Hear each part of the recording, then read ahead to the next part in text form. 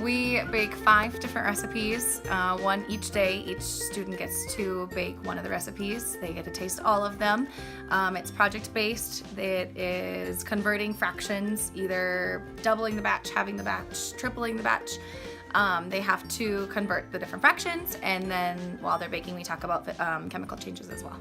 Well, in math, we work with fractions and we get to work with manipulatives, and seeing that connection when we're working with actual like flour and cups is really cool because they can see what a half is and they can physically see that. So it's a real life connection that we can see, and they also can connect math with science and see those things interconnected, and so they're seeing physical changes and they're associating that with like different amounts of matter and they're measuring, and so it's a lot of different things interwoven.